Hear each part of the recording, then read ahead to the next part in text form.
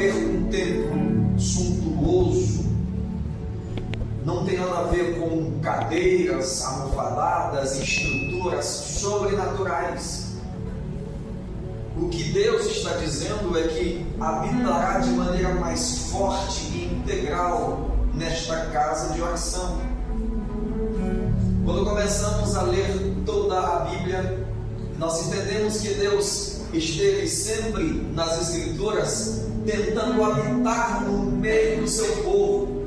De alguma forma, de alguma maneira, Deus sempre tentou estar com o seu povo, caminhar com o seu povo, conduzir o seu povo.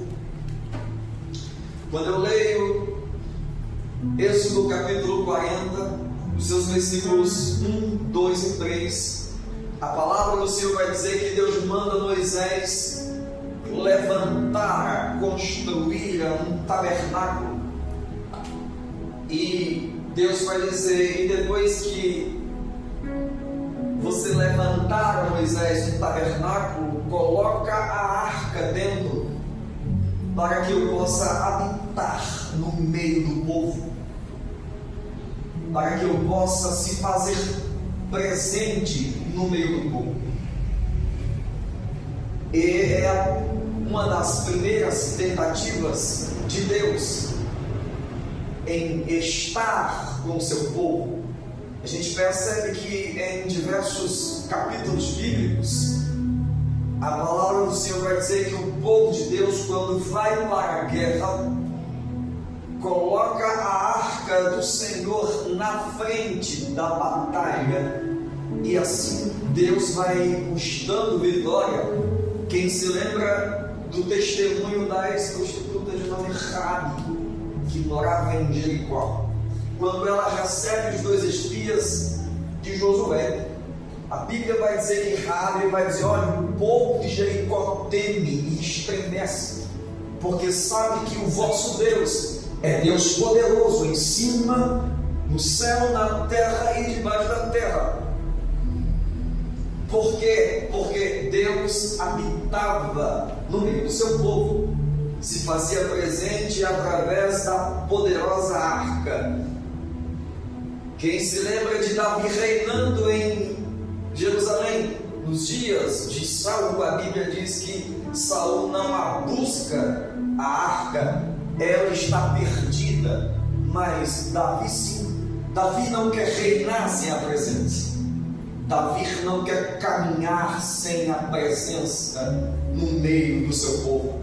Há uma preocupação, ainda que Davi esteja constituído como rei soberano e poderoso, ele não quer reinar sem sua presença. Pois bem, eu comecei a tentar entender que arca era esta, de que era feito esta arca. No mesmo livro de Êxodo, no seu capítulo 37, Deus aparece levantando um moço de nome Bezalel, para que ele possa esculpir a madeira da qual a arca seria feita. Você entende até aqui? Mas o interessante, pastor, é que Deus não permite que Moisés possa escolher a madeira. Isto é um detalhe muito importante. Fico eu imaginando que Moisés, quando recebe a ordem de Deus, ele começa a conjecturar, a pensar, a escolher: vamos fazer de cedro, porque é uma boa madeira. Vamos fazer de peroba, de ipê, uma madeira boa nos nossos dias. Mas quando Moisés está conjecturando, tentando decidir que madeira agradará o Senhor, Deus então fala e diz: Moisés, eu quero que você construa a arca de madeira de acácia, ou em outras traduções, de cetim. Creio que Moisés se assusta. Por quê? A madeira de acácia não era uma madeira boa de trabalhar, era uma madeira cheia de nó, uma madeira dura. Quando se olhava a olho nu, não tinha beleza. marceneiro ou profissional escolheria, nos dias de hoje, uma madeira de acácia para trabalhar. Muito difícil de nivelá-la, de transformá-la em um móvel bonito que representasse algo para o Senhor. Mas Deus manda Moisés escolher madeira de cetim, de acácia. E a Bíblia vai dizer que Moisés vai interrogar o Senhor: mas Senhor, de cetim, de acácia? Deus vai dizer: fica tranquilo, Moisés, eu já levantei Bezalel e já o enchi do meu espírito, já o capacitei para que ele possa trabalhar na madeira. Entendendo isto, irmãos, em toda a Escritura começamos a compreender que aquela madeira nos representa, é a nossa natureza. Porque outrora, quando nos convertemos, entramos e levantamos as mãos em uma igreja, mas entramos ainda com o coração duro, cheio de defeitos, difíceis de trabalhar. Meu irmão, se não é o Espírito Santo na vida de cada pastor, difícil é conseguir guiá-los, porque somos cheios de imperfeições, cheios de manias, difíceis de sermos nivelados. Então o Espírito Santo capacita, o Espírito de Deus capacita Bezalel para que ele possa trabalhar a madeira, e a arca é nada mais, nada menos do que uma caixa de madeira de cetim. Mas logo depois de terminar, ela não fica perfeita, ainda dá para ver os nós, as imperfeições, assim como olham para nós e ainda percebem que temos defeitos. Olhando para nós, ainda que o Senhor tenha trabalhado nas nossas vidas, ainda erramos, caímos, tropeçamos, se enganamos, porque somos imperfeitos. Mas o que é sobrenatural é que Deus colocou um dedo e disse: eu escolho, cheio de defeitos, cheio de mal, cheio de imperfeições. Não somos perfeitos, mas outrora não somos descartáveis. O Senhor nos escolheu para que a sua presença pudesse habitar em nós. Aleluia!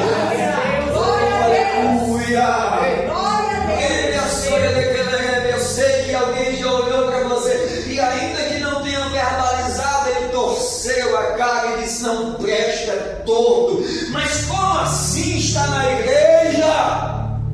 Hoje o Senhor me trouxe aqui para dizer para você: é cheio de imperfeição, cheio de mania, cheio de lundu, como diz o bom nordestino. Mas o Senhor escolheu você, madeira de cetim.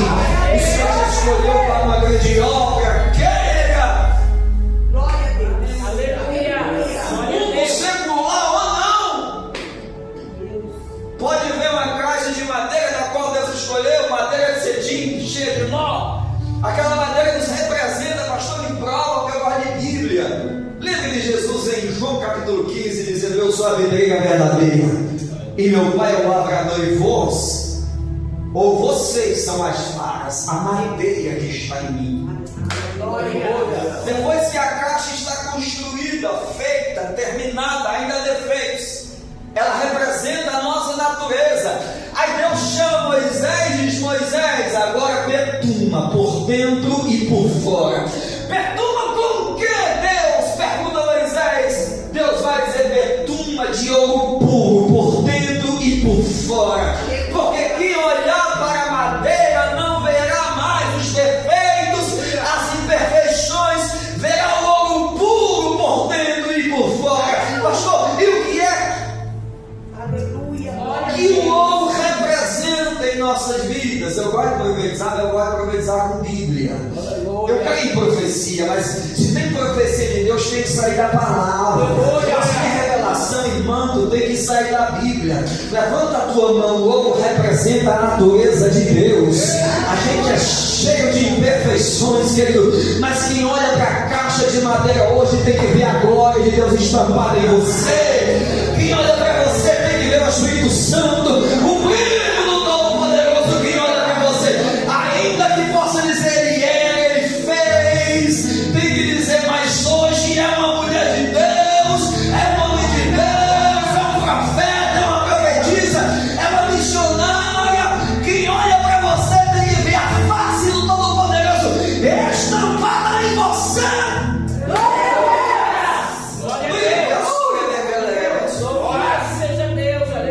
Cabelos da arrepio.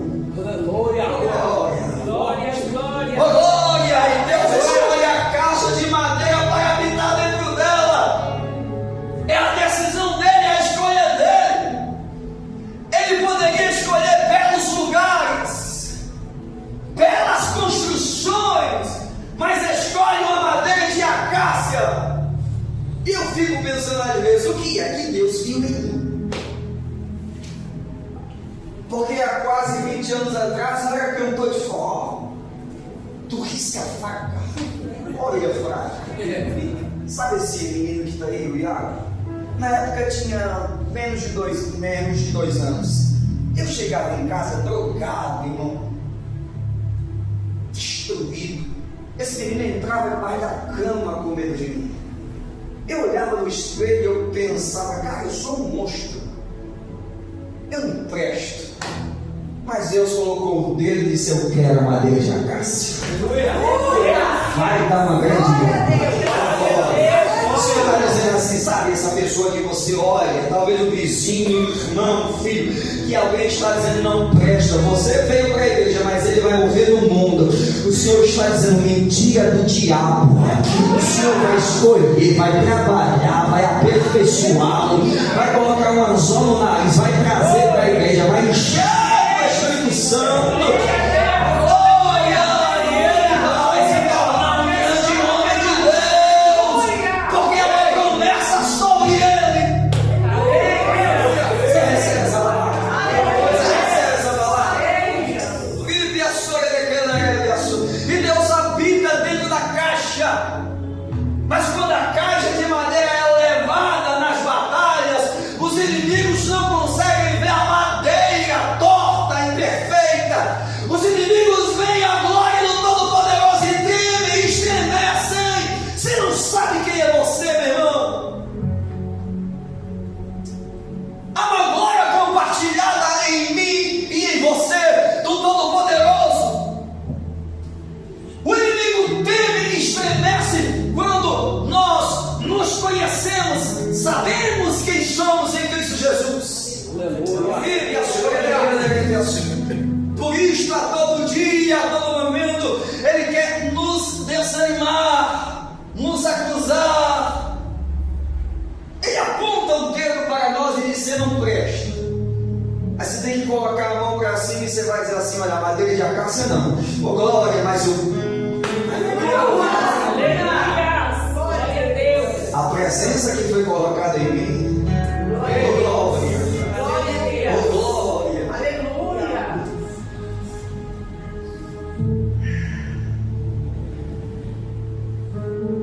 O Senhor estava de maneira profética nos mostrando qual o lugar que Ele escolheu para colocar a sua glória na caixa de madeira de acácia. Em 1 Crônicas, capítulo 17, versículo 1, a Bíblia diz que Davi reina. E Davi, quando reina, ele deseja fazer uma casa para Deus. Davi vai dizer: olha, nós habitamos em uma casa de madeira boa. Davi vai dizer, eu parafraseando, Davi vai dizer: olha, nós moramos em casas boas. Eu particularmente, diz Davi, moro em uma casa de cedro, mas o Senhor habita em tabernáculo desde a época do Êxodo. E Davi então sonha, resolve construir uma casa para Deus. E a Bíblia diz que o profeta que está do meu lado vai dizer: olha, Davi, constrói, porque o Senhor se agradará de tudo aquilo que você fizer. Quem é que diz? O profeta. Você sabia que às vezes o profeta se engana?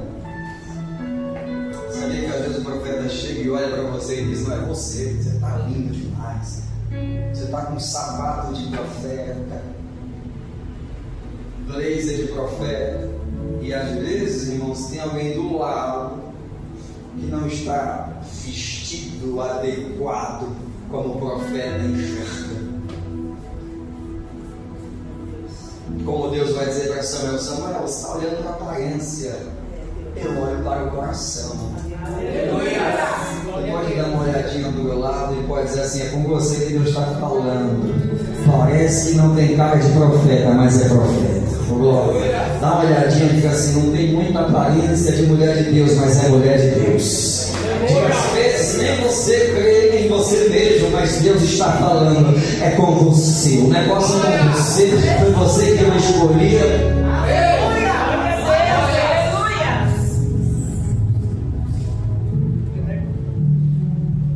Então o profeta vai dizer: Davi, constrói, porque Deus se agradará de tudo aquilo que você fizer.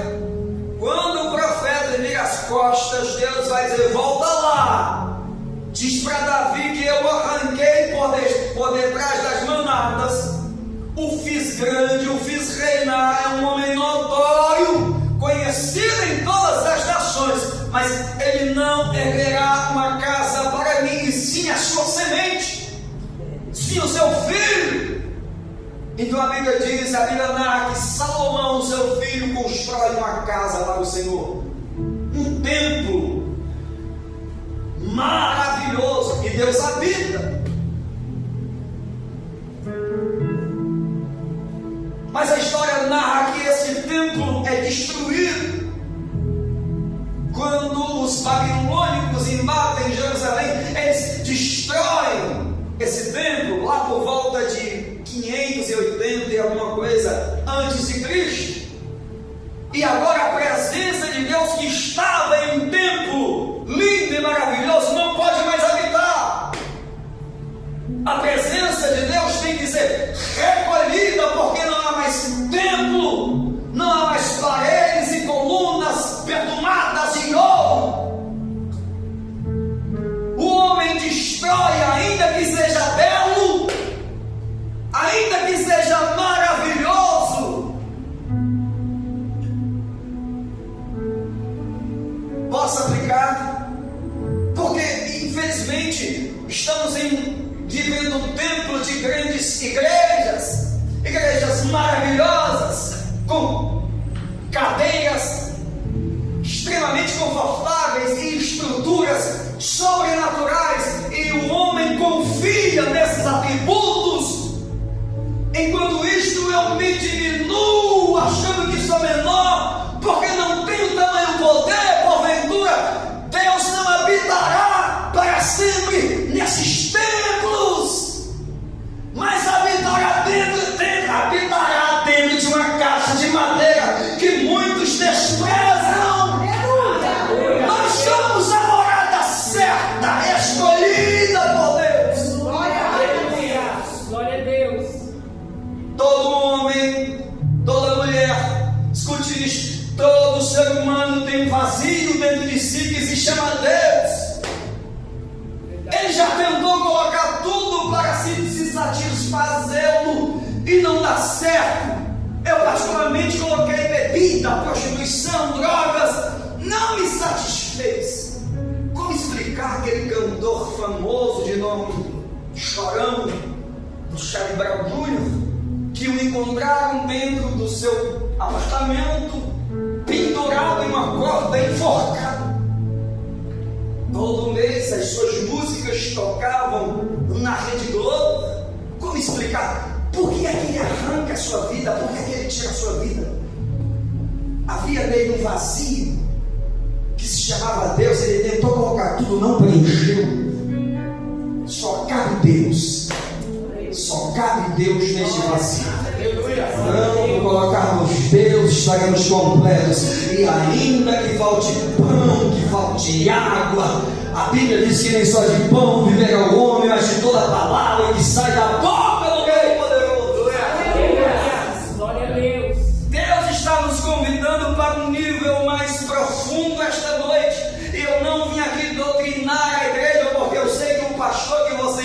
é altamente capacitado, mas se não entrarmos mais para o profundo, não aguentaremos os dias que virão. É verdade. Não suportaremos os ventos e as tempestades, porque as portas largas estão sendo abertas a cada dia para que possamos diminuir a nossa oração, a nossa leitura bíblica, o nosso particular com Deus, porque assim a presença sairá do seu habitat normal, que somos nós, a caixa de madeira. Quem está me entendendo, meu amor? Aleluia, aleluia. E depois em 1 Crônicas, a gente lê o livro de Ageu. Ageu começa a profetizar historicamente, logo depois do cativeiro, ainda nos dias do rei Ciro. Deus visita o seu povo. Capítulo 1 de Ageu, Deus vai dizer: olha, vocês cuidam das vossas casas, as vossas casas são luxuosas, mas o meu templo está abandonado, só se vê escombros. Deus vai dizer: olha, eu quero que vocês construam uma casa para mim, porque eu quero novamente habitar no vosso meio. Volta a dizer, ele vai dizer: a minha casa está abandonada, não consigo mais habitar, não tenho lugar para habitar, porque vocês estão interditos, enganados e enganando a si mesmo, cuidando das vossas casas luxuosas. Me entenda, é espiritualmente. A colocação de Deus é espiritual.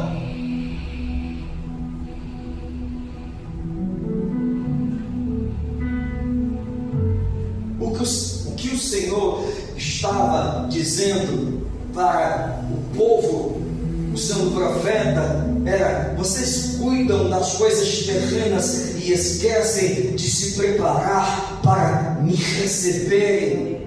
Vocês cuidam das vossas casas, deleites e primacias, mas eu não consigo mais habitar no vosso meio. A vossa vida espiritual está esquecida. É dura a palavra, mas eu compreendi que, eu gosto de dizer isso, eu aprendi que o evangelho verdadeiro é como aquele metiolate vermelho. Lembra dele? Quem tem mais de 40 anos sabe o que eu estou dizendo. A gente caía, se esborrachava todo, ela vinha maninha com aquele pincelzinho vermelho. Jesus! Antes que ela pudesse passar, a gente começava a gritar: ai, ui, ai, mas quando passava, curava, ardia, mas curava. É como o evangelho verdadeiro, arde, não é aquilo que eu quero ouvir. Às vezes não tem muito glória, mas eu sei que Deus está curando feridas, Deus está levantando mulheres e homens de Deus, Deus está querendo sair da caverna. Toma o teu ministério de oração, porque a vida está precisando ouvir o evangelho verdadeiro. O pregador, príncipe dos pregadores, John Wesley, se você pregou o evangelho e não confrontou, dizia ele, você pregou qualquer coisa menos o evangelho. Nós acostumamos a pregar o evangelho nos dias de hoje para afagar o ego das pessoas, mas ainda que não tenha glória e não levantada, eu sei que Deus está nesse lugar, falando com o seu povo e dizendo: eu quero habitar no meio de vocês. Eu sinto a presença de Deus. Sinto a presença de Deus aqui de maneira muito rica. E eu sei que nos últimos dias, pastor Márcio, Deus está escolhendo a dedos os seus remanescentes. Oh glória, se eu tivesse tempo. Lá vai. Aleluia. Você lembra que quando Jesus entra na casa de Marta e Maria? A Bíblia diz que quando Jesus está na casa de Marta e Maria, a Maria larga tudo para lhe ouvir. Eu já vi pregador narrar que a gente tem que largar tudo o tempo todo, 20 anos, é enquanto Jesus está falando. Glória a Deus. Glória a Deus. Enquanto Jesus está falando, se eu souber que quarta às 20 horas, Jesus vai falar nesse lugar, eu largo tudo para estar aqui. Mas se tiver com dor de cabeça, tem gente que se tiver com, aqui não tem, mas lá na Maranata, se tiver com uma bolsinha na unha, não vai para o culto. Eu fico pensando, Jesus perdeu o poder. Perdeu, não é possível. Eu leio que ele dava visões aos cegos e não pode curar uma dor de cabeça, um mal-estar. Sabia que não tinha muito glória, mas tome metiolate vermelho. Glória a Deus, aleluia. Fala, Deus. Louvado Se seja levar o Deus. senhor lá, o senhor vai falar a verdade um pouco lá, que você um pouco gosta de ouvir a verdade lá. E quando Jesus está na casa de Maria, Maria está ali ouvindo, sentada aos nossos pés. E Marta? Marta está fadigada, preocupada, perturbada. Mas o interessante é que Marta está trabalhando na casa que Jesus está falando. Não, Marta está trabalhando para Jesus. Jesus está pregando, ele é o pregador da casa. E Marta está servindo. Tá o quê? Eu já conheci tanta dirigente de ciclo de oração, irmão, de grupo de mulheres altamente perturbada, trabalhando para Jesus, mas não consegue ouvi-lo. Eita, trabalhando para Jesus, mas não consegue parar para lhe ouvir.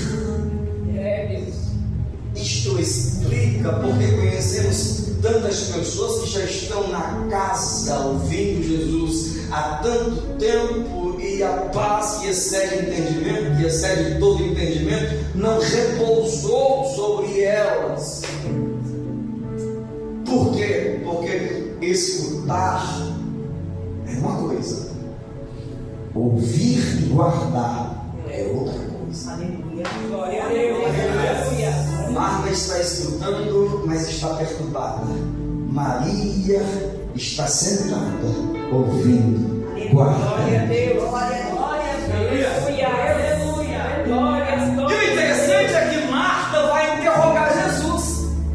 A maneira que Marta interroga Jesus dá a entender que ela está dizendo: olha, Jesus, Maria não está correta.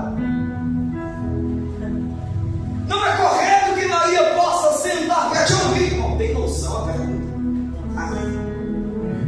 Ela não tem a mínima noção do que está falando. Ela está dizendo: Jesus, é incorreto, está errado. Sentar para te ouvir está errado. Aí Jesus vai dizer: Marta, você tem filho? Eu tenho. Quando chamamos os nossos filhos pela segunda vez, eu tenho que esse que está dormindo, graças a Deus que está dormindo. Se estivesse ativo, irmão, e eu fico Estevão.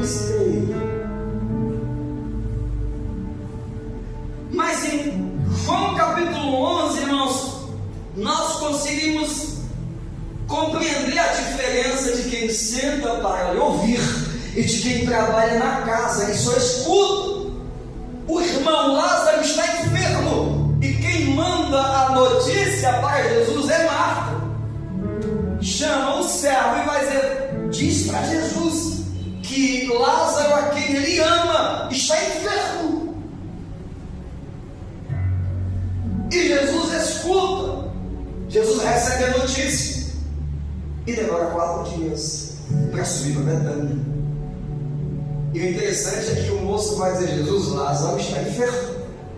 E Jesus vai dizer: fica tranquilo, essa enfermidade não é para a morte, mas é para que a minha glória se manifeste. E aí o mensageiro volta todo feliz, pretendendo chegar na casa e dar notícia: não, Lázaro não vai morrer. Jesus disse que ele não vai morrer, mas quando o servo chega na casa de Marta e Maria, há um funeral. Como é que fica a cabeça desse moço? O profeta disse: fica tranquilo, vai dar certo. Nos dias seguintes, aí você diz: meu Deus, não foi Jesus que falou. Sim ou não? Fala pro teu irmão: foi ele sim. Diga: está ficando mais complicado porque Jesus está preparando um ambiente para que a glória de Deus possa se manifestar. Levanta a mão, Deus está perto. Ô glória, pastor, mas a tempestade se levantou, o barco está balançando, fica tranquilo. O Todo-Poderoso ainda manda no vento da tempestade.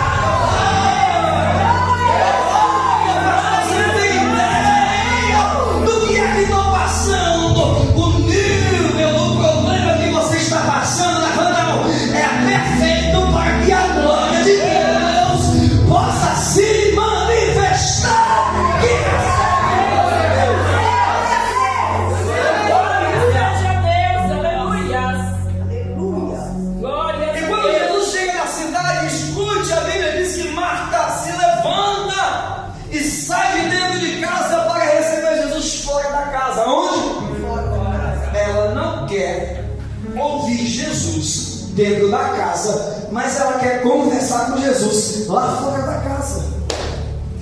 Vou repetir: quando Jesus está na casa falando, ela não senta para ouvir, mas quando a coisa aperta, ela quer ouvir Jesus fora.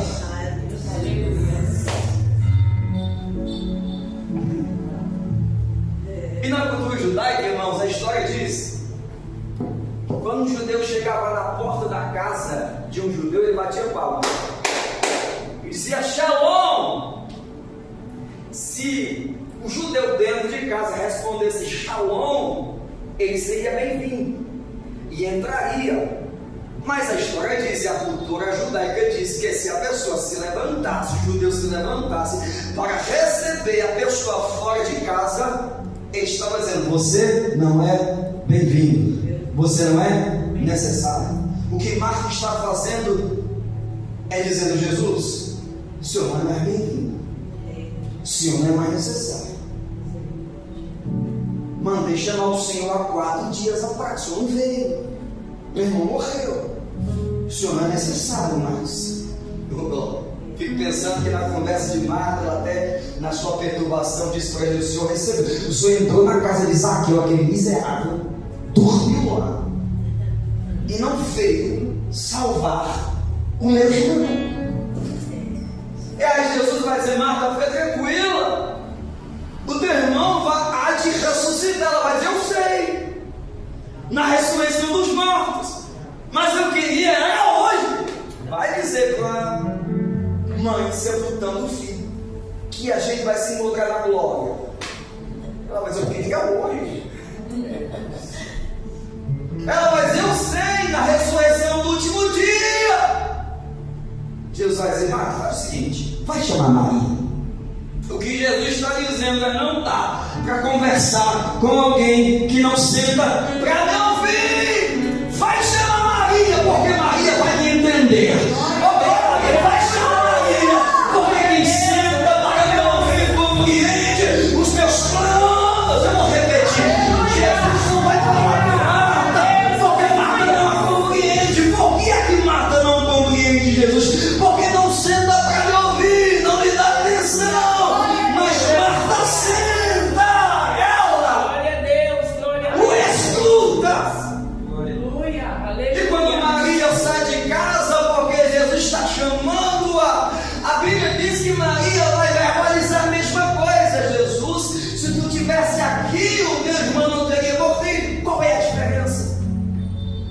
Marta sai para receber Jesus fora de casa. Ela está dizendo: o senhor não é bem-vindo mais, o senhor não é necessário. Maria, a palavra do Senhor vai dizer, pastor Márcio, que quando Maria se aproxima de Jesus, antes que ela possa verbalizar algo, a Bíblia diz que ela se prostra. Está escrito: e Maria o adorou. Oh glória! Ela estava dizendo: Jesus, meu irmão está morto, o senhor não veio no meu tempo, mas eu continuo adorando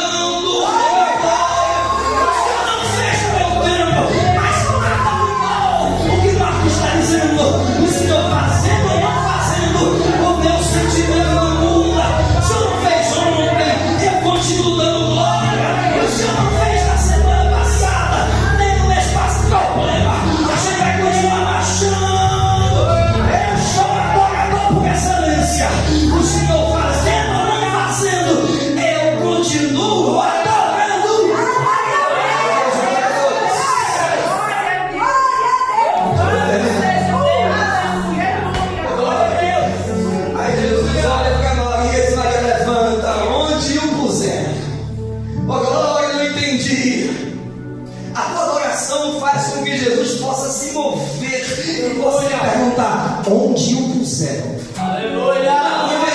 Qual é o teu problema?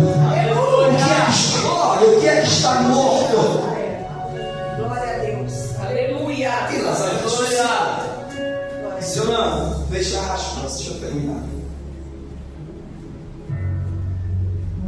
Então, Joel capítulo 2, versículo 9, Joel vai dizer, Joel é boca de Deus, ele vai dizer, assim diz o Senhor, a glória desta última casa, ou deste novo templo, será maior do que a primeira. E no capítulo 1 e capítulo 2, há relatos que eles conversam entre si e vão dizer, esse templo que construímos não chega nem perto. Aleluia. Glória a Deus. Daquele que outrora Glória a Deus. Salomão, filho de Davi, construiu. Glória a Deus. Eles estão enganados. Sabia que às vezes sentimos a presença de Deus de uma maneira bem mais forte aqui, Aleluia. entre 40 e 50 pessoas, do que no meio talvez de milhares? Verdade. Dessa maneira. Você não esqueceu, né? O lugar preferido ainda é de Deus habitar. É a caixa de madeira. Aleluia. Aleluia. Meu Deus, eu recebo essa mensagem. Aleluia. Louvado seja Deus. E Deus habita de maneira sobrenatural. A glória de Deus é bem maior. De modo que a história diz que chega um momento que os adoradores param de adorar, porque a glória toma aquela casa de tal forma que os arrebata. Mas a história diz que no ano 70 depois de Cristo, os romanos derrubam o templo e a glória de Deus tem que se retirar, porque não há morada para os tais. Creio que Paulo, o grande bandeirante do Evangelho, lendo esses relatos, vai escrever um versículo altamente difícil de se explicar, que muitos não conseguem discernir. Paulo vai dizer, porque Deus não habita mais em templos feitos por mãos humanas. Ele está dizendo, Deus não vai habitar mais em templos que o homem destrói. Aleluia. Glória a Deus. É Deus dizendo, chega de templos suntuosos. Aleluia, Jesus. Eu prefiro a caixa de madeira. Aleluia. Glória a Deus. Vou terminar antes para voltar depois. Você está recebendo essa palavra? Aleluia. Glória a Deus. E a Bíblia vai dizer, em último lugar, que João começa a escrever o seu Evangelho, o Evangelho de Jesus que escreveu João. No seu capítulo 1, versículo 1, João vai dizer, e ele era o Verbo, e o Verbo estava com Deus, e o Verbo era Deus, e o Verbo se encarnou e habitou no nosso meio. Glória a Deus. Versículo 14, João vai dizer, e nós vimos a sua glória, como a glória do unigênito, Aleluia. Glória a Deus. cheio de graça Aleluia. e de majestade. Aleluia. E aí aparece o Batista em João capítulo 1, versículo 29. João está no Jordão batizando aqueles que erguiam as suas mãos e se arrependiam. A pregação de João é arrependei-vos, arrependei-vos, arrependei-vos, porque é chegado o reino de Deus. O que João está dizendo, arrependei-vos, porque o Pai vai voltar a habitar na caixa de madeira. E aí alguém unigênito, cheio de resplendor e de glória. João capítulo 1, versículo 29. João Batista vai erguer o dedo e vai dizer, eis aí é o Cordeiro de Deus que tira o pecado do mundo. Não entendi. Eis aí o Cordeiro de Deus que trabalha a madeira, a glória, que vai arrancar os nós, as imperfeições, e aí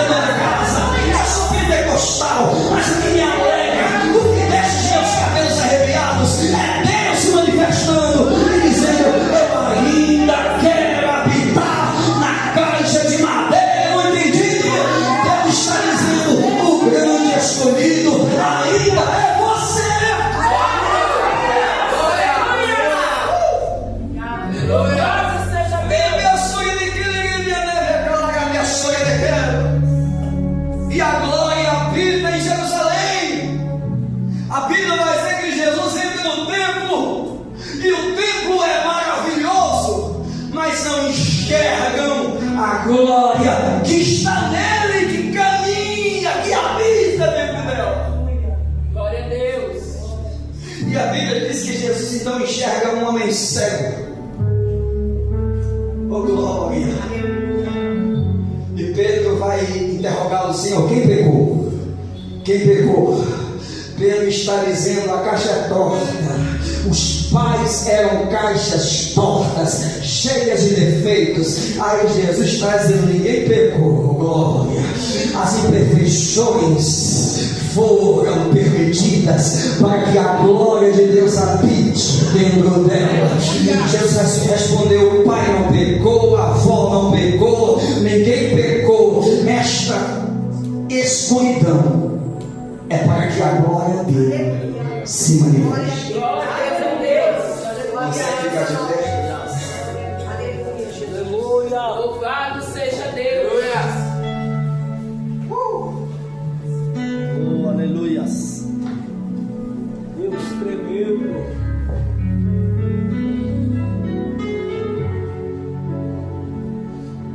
E o Todo-Poderoso está agora a caminho do Gólgota com uma pesada cruz. E o profeta Isaías profetiza algo que não compreendemos. Isaías vai dizer: era homem de dores, experimentado. Olhávamos para ele e não dávamos nada. Não tinha parecer e nem formosura. Era o estado de Jesus na cruz do Calvário. Mas há um ladrão ao lado direito que o reconhece e diz: eu sei, Jesus, o Nazareno, que tu tens um reino, e quando tu entrar no teu reino, quando tu entrar na tua glória, lembra-te de mim. Jesus olhou para o pecador, para a caixa de madeira torta, e ele não vai dizer: hoje mesmo tu estarás no reino, muito menos hoje mesmo tu estarás entre os grandes da terra. Não! Ele vai dizer: hoje mesmo entrarás comigo no paraíso. Aleluia. Jesus está dizendo: lembra em Gênesis capítulo 3, quando Adão e Eva viviam no jardim, no paraíso, e Satanás os tentara e os arrancara da presença de Deus. Jesus está dizendo: hoje mesmo eu te colocarei no lugar do qual o Pai voltará a falar com vocês.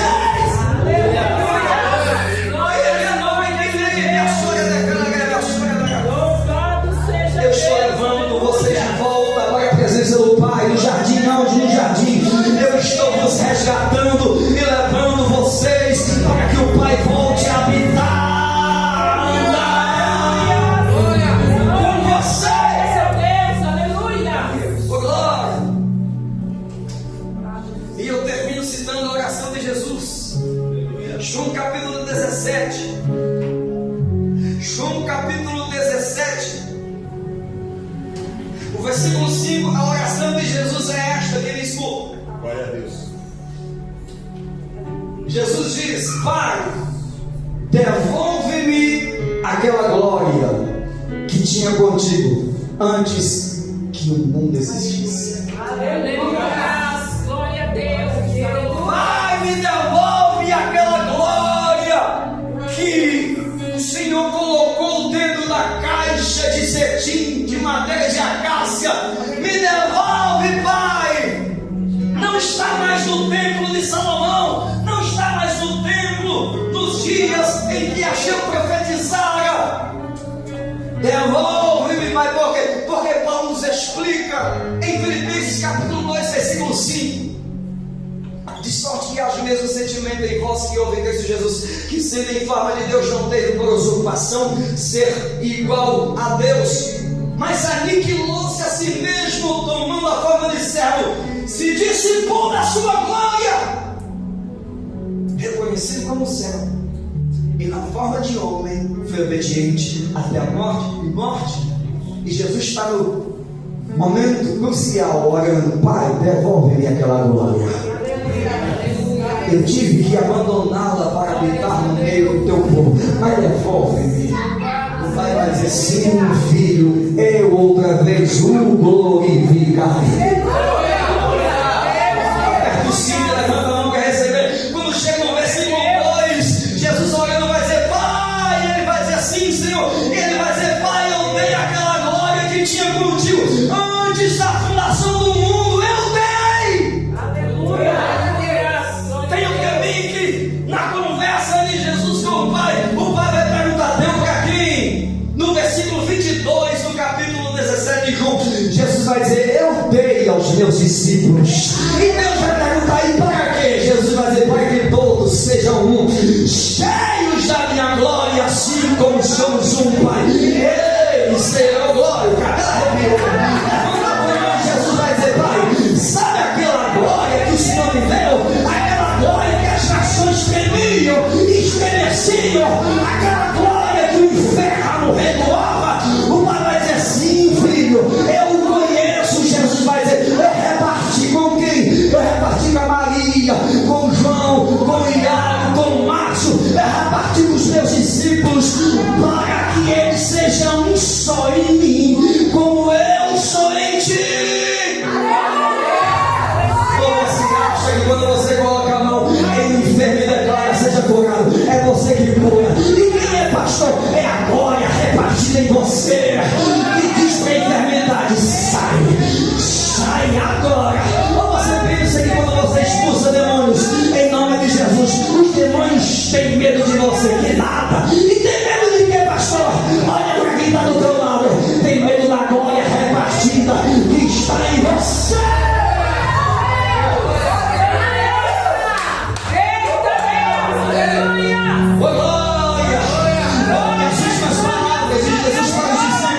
Permanecei em Jerusalém, para que do alto sejais revestidos de poder.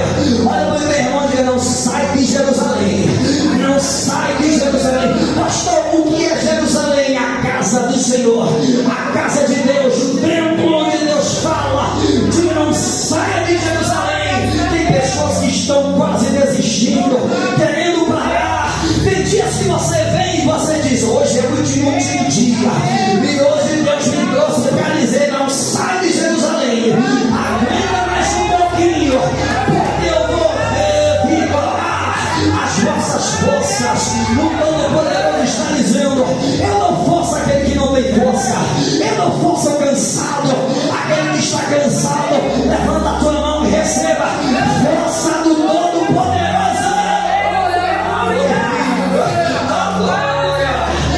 Capítulo 2 vai dizer que todos estavam reunidos em um mesmo lugar, e de repente veio um vento impetuoso, glória, e línguas repartidas como de fogo caíam sobre eles, e a Bíblia diz que todos foram cheios da glória de Deus, cheios do Espírito Santo, cheios da glória. Pastor Márcio, aquele que negava Jesus no meio da multidão, agora está com a mão levantada. Quem? A Severa Pedro, dizendo: vocês podem matarem, podem apedrejarem, façam o que quiser, mas provém que possamos obedecer a Deus do que a homens. Porque a pregação de Pedro, 3.000 almas se convertem. Daqui a pouco, queridos, 5.000 almas estão glorificando, dizendo: é Deus, Ele é o Senhor, só Ele é o Senhor, Ele é Leão da tribo de Judá, Ele é o Alfa e o Ômega, o princípio e o fim. E quando Pedro está andando, a Bíblia diz que a projeção da sombra de Pedro cura pessoas. Eu fiquei tanto tempo querendo arrumar uma explicação por este versículo, e Deus dizendo: a sombra de quem? Não, o homem escreveu, mas a glória repartida que estava em Pedro é o que curava quem se aproximasse dele. Você recebeu essa palavra? Eu tenho 3 minutos e não quero continuar. Quero orar com você. Não permita que o mundo possa julgá-lo. O diabo tem se aproveitado dos nossos erros e quedas para dizer para você: você não tem mais. Você continua sendo a caixa de matéria que o Senhor escolheu